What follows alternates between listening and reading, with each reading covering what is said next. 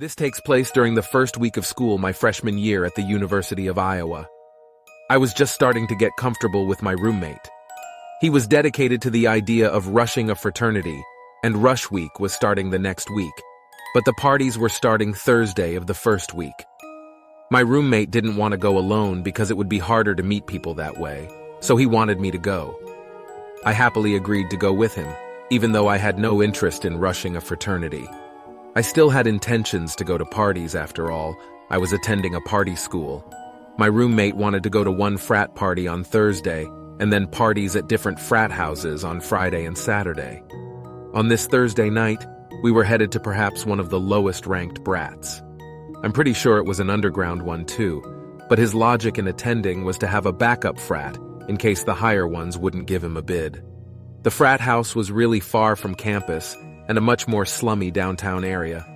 We pulled up to a corner house, and if it weren't for the blasting music and cars parked everywhere, we would never picture this house as a frat house. It literally looked like they settled with the first house they found. We knocked on the door to immediately be greeted by some short, chubby guy in a white t-shirt holding a solo cup. His shirt had sweat stains by his armpits and mid-belly area. He told us to come right in.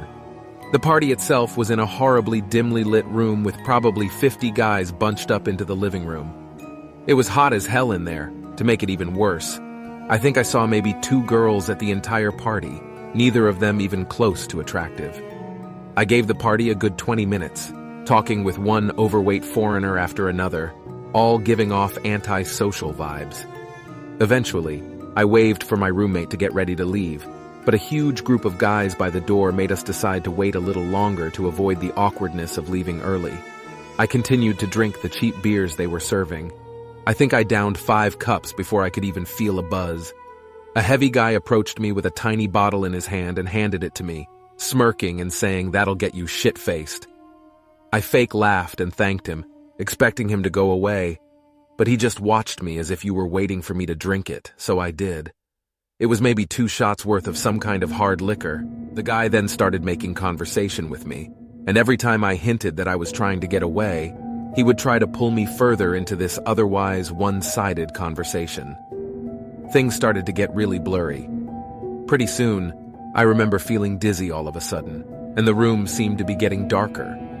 That was the last thing I remember before waking up in a dark room, laying in a bed. I could hear the sound of music muffled behind closed doors, so I knew I was still in the frat house. It was a very dark room, however I could still make out certain furniture in the room and a small closet door. Not much else though.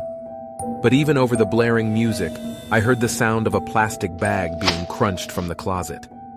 As if somebody had stepped on it by mistake, I ran out of that room and down the stairs back to the overcrowded living room. I found my roommate and pushed him out the front door, past the group of guys still standing in a circle right next to it. During the car ride back to campus, I told my roommate I was drugged. He almost called the cops, but I said it would be foolish and pointless. My roommate then asked me an awkward question. Was I taken advantage of? I didn't feel any type of pain, and my clothes were all still on, so I assumed not. When I did a time check, I realized I'd only been out for maybe 10 minutes before waking up.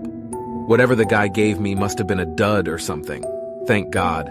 That was my college experience of attending an underground ghetto frat party, and it remains to be my scariest life experience.